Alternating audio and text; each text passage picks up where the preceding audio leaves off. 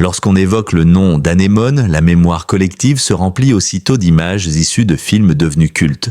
Son rôle fantasque dans Le Père Noël est une ordure, sa performance bouleversante dans Le Grand Chemin qui lui valut un César, ou encore ses apparitions pleines d'humanité dans une multitude de films des années 1980 et 1990. Mais derrière l'image publique, l'histoire de sa disparition en 2019 reste un moment marquant pour le cinéma français, tant par son caractère discret que par l'émotion qu'elle a suscitée. Anémone, de son vrai nom Anne Bourguignon, est décédée le 30 avril 2019 à Poitiers, à l'âge de 68 ans, des suites d'une longue maladie. La nouvelle a d'abord circulé timidement, relayée par son agent et confirmée par sa famille.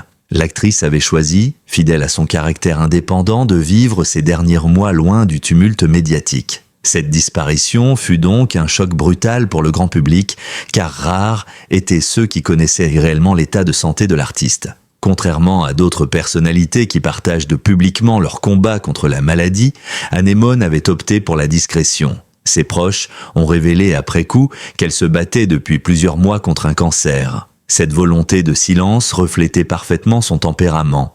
Elle avait toujours fui la lumière excessive, préférant se concentrer sur son métier et ses engagements personnels sans transformer ses épreuves en spectacle. Le choix de garder le secret peut être interprété de plusieurs manières. Certains y ont vu une manière de protéger son intimité, elle qui avait souvent reproché aux médias de surexposer les artistes. D'autres y ont perçu un ultime geste de liberté, celui de contrôler sa propre narration jusqu'à la fin, en évitant la compassion publique ou l'image affaiblie que redoutent beaucoup d'acteurs vieillissants. Dans un monde où la communication permanente est devenue la norme, le silence d'Anémone a semblé d'autant plus puissant. La nouvelle de sa mort a provoqué une onde de choc immédiate.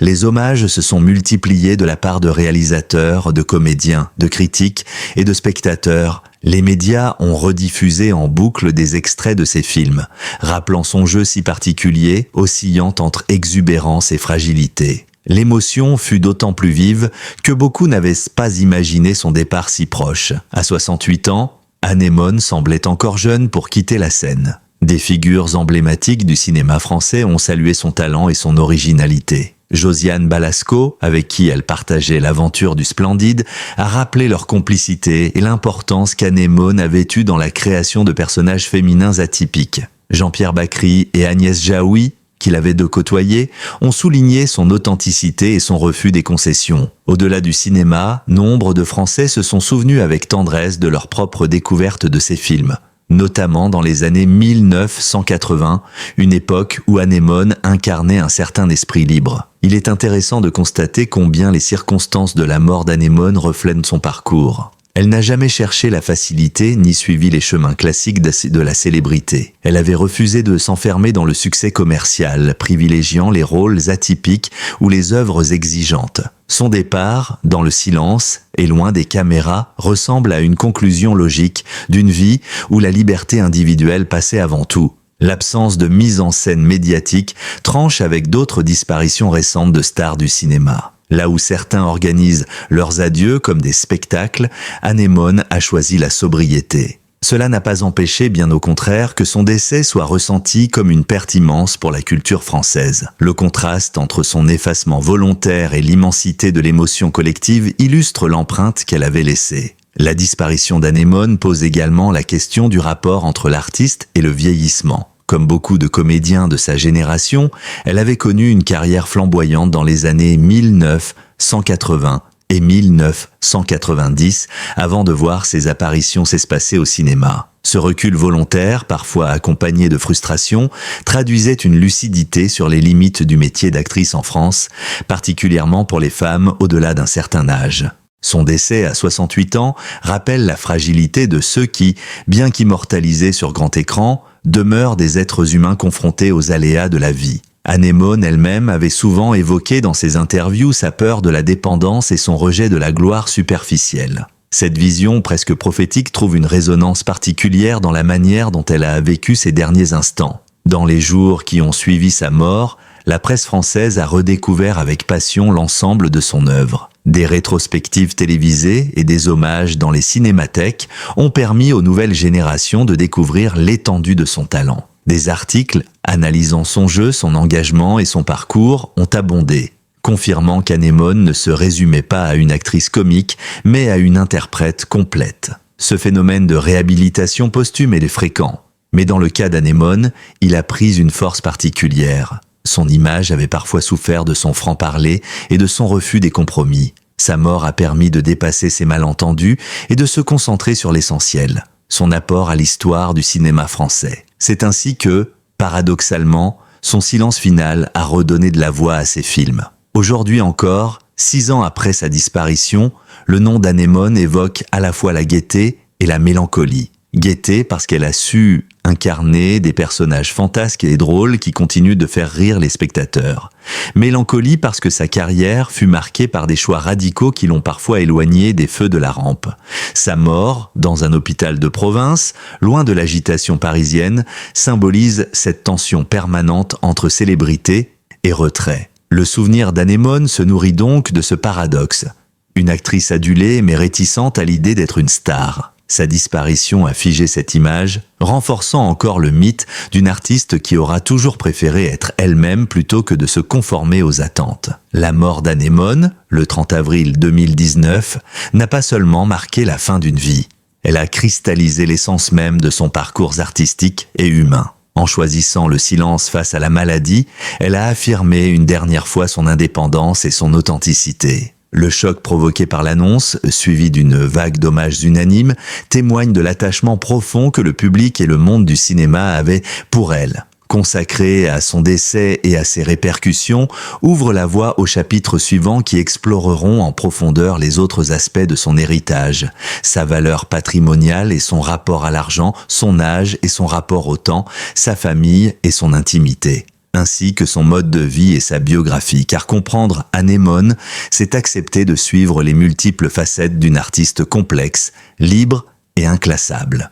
Lorsqu'on évoque une actrice aussi marquante qu'Anémone, il est naturel de se demander quelle fut l'ampleur de son patrimoine et comment elle gérait la question de l'argent. Derrière les paillettes apparentes du cinéma se cache en réalité une réalité complexe, faite d'inégalités, de choix de carrière parfois radicaux et de rapports ambivalents avec la notoriété. Pour Anémone, qui a toujours revendiqué un rapport libre et parfois conflictuel à l'industrie du spectacle, l'argent ne fut jamais un objectif en soi. Pourtant, sa trajectoire financière, son héritage et la manière dont elle envisageait la richesse racontent autant de choses que ses films.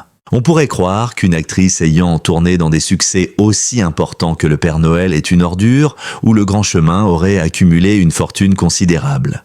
Mais le cinéma français des années 1980 et 1990 ne permettait pas aux comédiens, sauf exception, de toucher les cachets astronomiques que l'on associe à Hollywood. Anémone avait certes perçu des rémunérations confortables, notamment pour ses rôles principaux, mais rien de comparable avec les millions d'euros que l'on imagine parfois. Ses revenus dépendaient essentiellement de ses cachets de tournage et des droits liés à la diffusion télévisée de ses films. Le succès du Père Noël est une ordure, par exemple, lui apporta une certaine stabilité. Mais Anémone n'a jamais cherché à capitaliser sur ce succès pour se lancer dans des projets commerciaux ou publicitaires. Cette attitude, profondément fidèle à sa personnalité, explique en partie pourquoi sa fortune personnelle est restée modeste.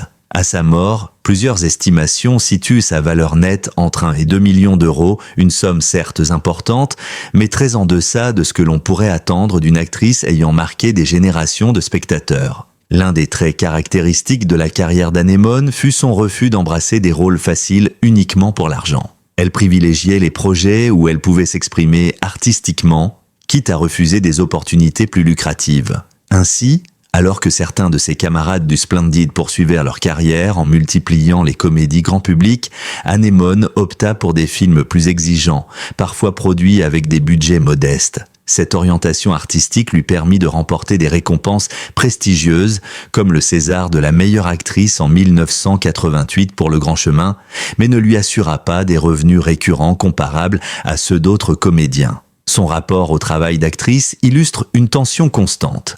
D'un côté, la nécessité de vivre et de financer son quotidien. De l'autre, la volonté de rester fidèle à une vision artistique. Cette tension, elle l'assuma sans détour, confiant à plusieurs reprises dans ses interviews qu'elle n'aimait pas particulièrement le métier d'actrice et qu'elle aurait préféré une vie plus anonyme, moins soumise aux contraintes de l'industrie. Contrairement à d'autres vedettes, Anémone ne s'est jamais affichée avec un mode de vie ostentatoire. Pas de villa luxueuse sur la Côte d'Azur, pas de voiture de collection, pas d'achats extravagants. Elle vivait simplement, souvent dans des résidences discrètes, loin du faste parisien. Cette sobriété ne relevait pas d'une contrainte mais d'un choix. Issue d'une famille bourgeoise parisienne, Anémone aurait pu céder à l'attrait d'une vie mondaine. Pourtant, elle préférait les environnements calmes, les maisons de campagne, les espaces où elle pouvait se ressourcer loin des projecteurs.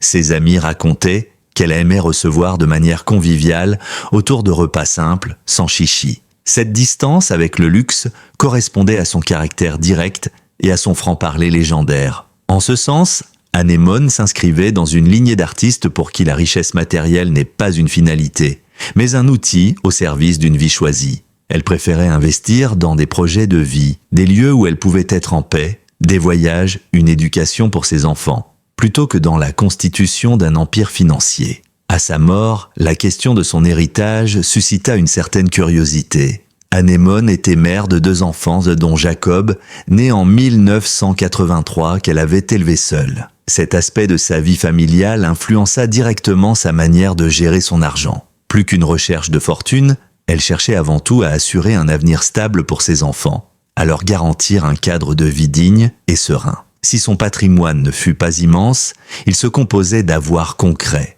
Un bien immobilier principal, quelques économies et les droits d'auteur liés à ses films. Contrairement à d'autres acteurs qui dilapident leurs revenus, Anémone avait su préserver une relative sécurité sans toutefois accumuler une fortune spectaculaire. L'héritage qu'elle laissa fut donc autant symbolique que matériel.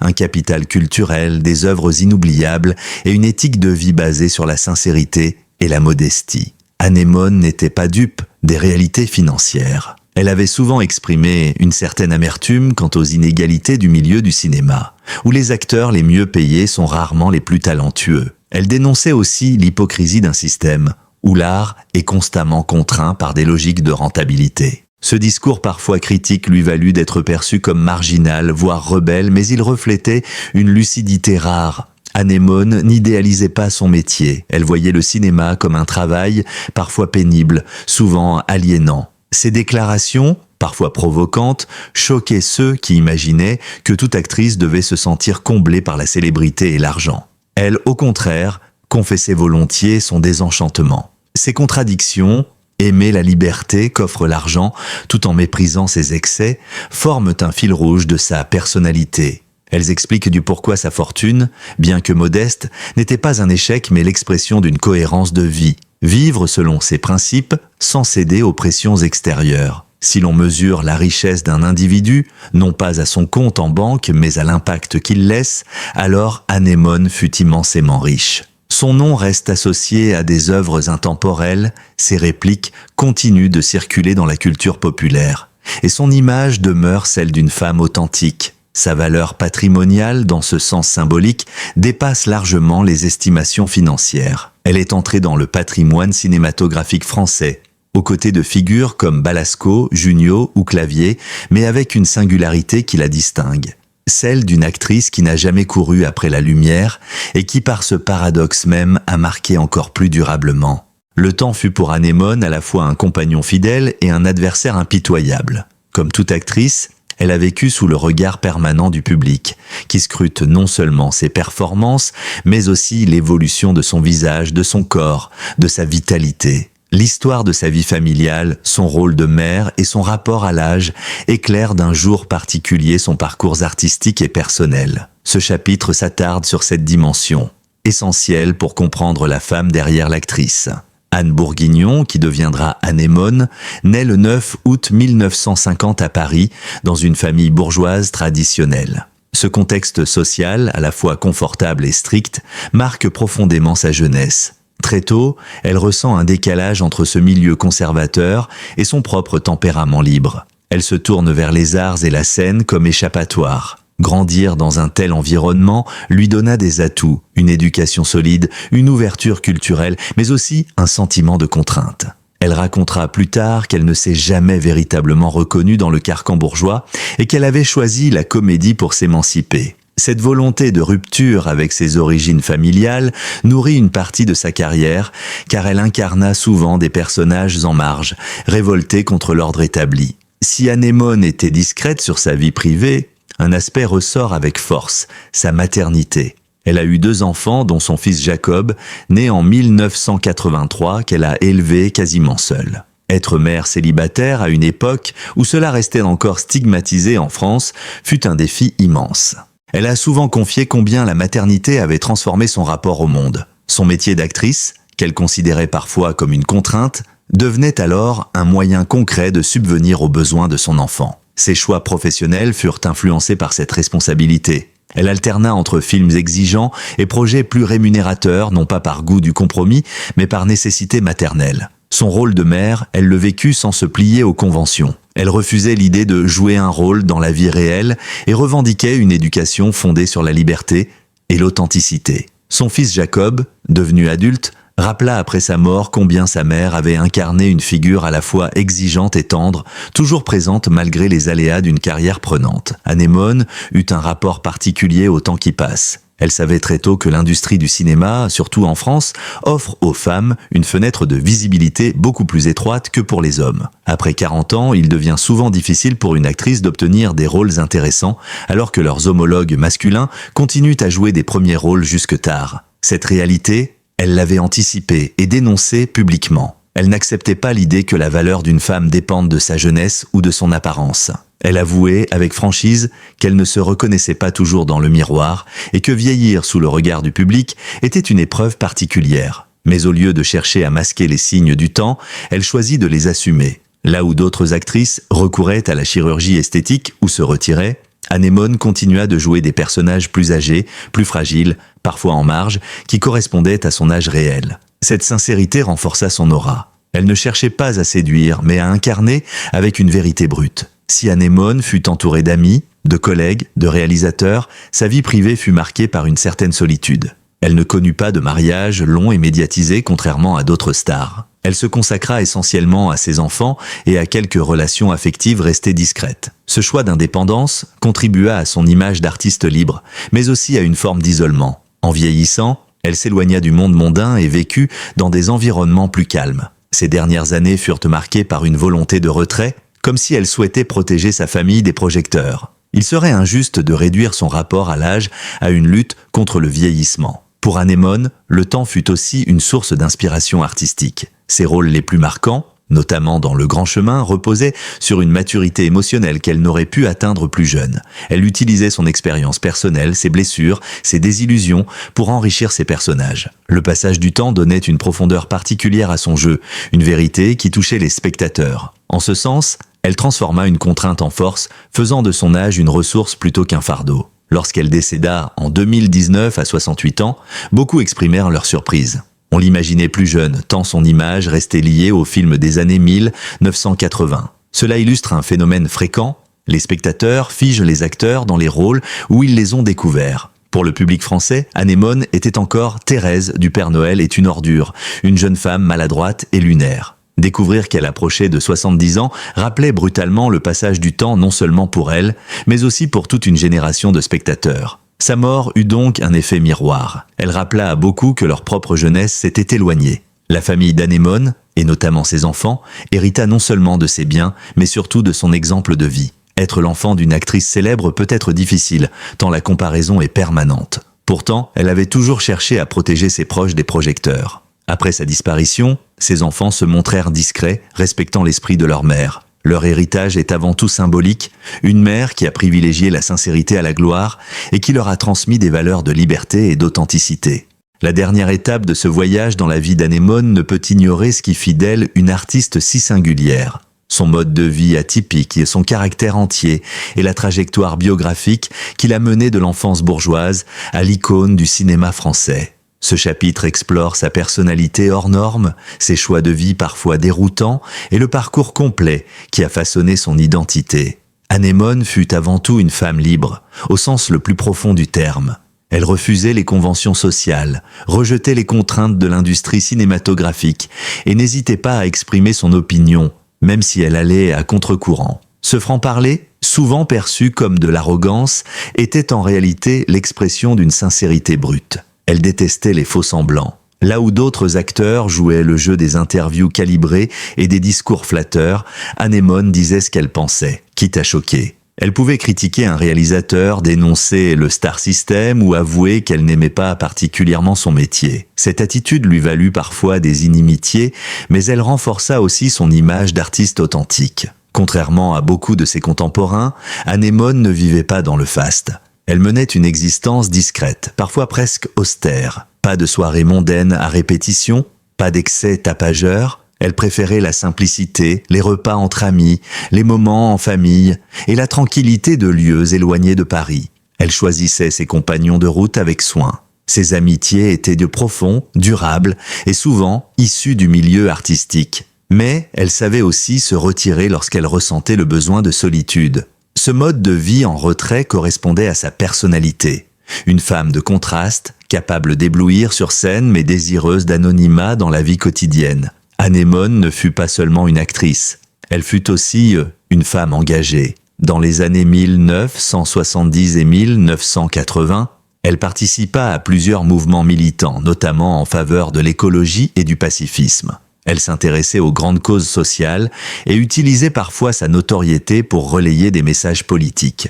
Elle ne cherchait pas à plaire au plus grand nombre, mais à rester en accord avec ses convictions. Cela renforça sa réputation de marginale du cinéma français, mais cela fit aussi d'elle une figure respectée par ceux qui admiraient sa cohérence.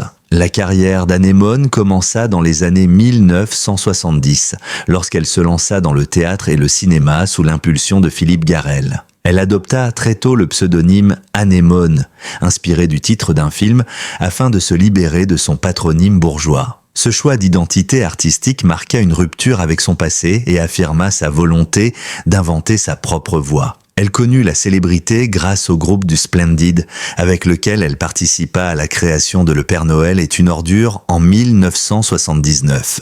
Le rôle de Thérèse, maladroite et lunaire, devint instantanément culte et la propulsa au rang de star nationale. Pourtant, fidèle à sa nature, elle refusa de s'enfermer dans ce registre comique. La consécration arriva en 1988 avec Le Grand Chemin de Jean-Loup Hubert. Son interprétation d'une femme rurale marquée par la vie lui valut le César de la meilleure actrice. Ce rôle révéla au grand public une facette plus dramatique de son talent. Elle prouva alors qu'elle n'était pas seulement une actrice comique, mais une interprète capable d'incarner des émotions complexes et profondes. Au fil des années 1990 et 2000, Anémone continua à tourner, mais ses apparitions devinrent de plus rares. Elle choisissait ses projets avec soin, parfois en décalage avec le cinéma commercial dominant. Son jeu évolua vers des personnages plus nuancés, souvent empreints de mélancolie. Parallèlement, elle se retira de plus en plus des mondanités parisiennes. Elle vécut des périodes de solitude volontaire consacrées à sa famille et à ses engagements personnels. Elle confia dans plusieurs interviews qu'elle ne regrettait pas de ne pas être devenue une star au sens classique. Ce statut, selon elle, aurait été une prison. La biographie d'Anémone est marquée par des contradictions permanentes. Elle aimait la liberté que lui offrait son métier, mais elle affirmait ne pas aimer jouer. Elle était reconnue et admirée, mais elle rejetait la célébrité. Elle incarnait des personnages exubérants, alors qu'elle menait une vie sobre et discrète. Ces contradictions ne sont pas des faiblesses, mais des preuves de sa complexité. Elles expliquent de pourquoi elle demeure fascinante. Anémone n'était pas une actrice lisse, mais une femme authentique, fidèle à elle-même, même au prix d'une carrière moins lucrative ou d'une réputation parfois difficile. Ses proches décrivaient Anémone comme une femme à double facette, joyeuse, pleine d'humour, capable d'éclats de rire inoubliables, mais aussi mélancolique, marquée par une certaine désillusion. Cette dualité se retrouvait dans ses rôles. Elle pouvait faire rire aux larmes et émouvoir profondément dans la même scène. Cette intensité, héritée de sa sensibilité exacerbée, explique pourquoi ses personnages résonnaient avec une telle force auprès du public. Elle ne jouait pas, elle était. Son authenticité transcendait l'écran. La biographie complète, Une vie hors du commun 1950. Naissance à Paris dans une famille bourgeoise, année 1970. Débuts au théâtre et au cinéma, engagement militant, 1979, révélation avec Le Père Noël est une ordure, année 1980. Succès dans plusieurs films, dont Le Grand Chemin, 1988, César de la meilleure actrice. Année 1990 à 2000, carrière plus discrète, choix de rôles atypiques, engagement personnel. 2010, rares apparitions à l'écran, volonté de retrait progressif. 2019, décès le 30 avril, à 68 ans, des suites d'une longue maladie. Cette trajectoire illustre une vie d'artiste, mais aussi une vie de femme libre, refusant les compromis, assumant ses choix jusqu'au bout. La vie et la carrière d'Anémone, de son vrai nom Anne Bourguignon, forment un récit profondément humain marqué par la liberté, l'authenticité et une certaine mélancolie, en retraçant son parcours, de son enfance bourgeoise à Paris jusqu'à sa disparition discrète en 2019, en passant par ses triomphes au cinéma, on comprend qu'elle fut bien plus qu'une actrice. Elle fut une femme entière, refusant de se plier au code et laissant derrière elle une empreinte indélébile. Sa mort, survenue à l'âge de 68 ans, nous a brutalement rappelé la fragilité de ceux qui illuminent nos écrans. Beaucoup ignoraient qu'elle luttait contre la maladie car elle avait choisi de garder le silence.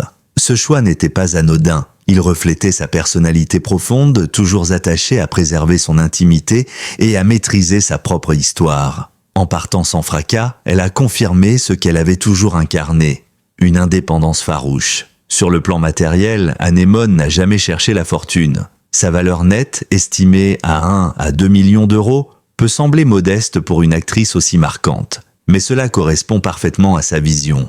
Elle ne voyait pas l'argent comme une fin, mais comme un moyen de vivre dignement et de protéger ses enfants. Elle refusa le luxe ostentatoire, choisissant la simplicité et la sobriété. Sa richesse véritable se trouvait ailleurs, dans l'impact de ses films, dans la sincérité de son jeu et dans la mémoire collective qu'elle a nourrie. Son rapport à l'âge et au temps révèle une autre facette essentielle de sa personnalité.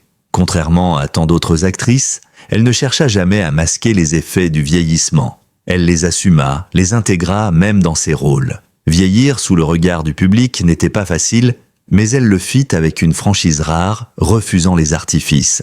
En cela, elle devint un modèle de dignité, dénonçant aussi les inégalités qui frappent les actrices à mesure que les années passent. Dans sa vie familiale, Anémone connut la maternité comme une expérience fondatrice.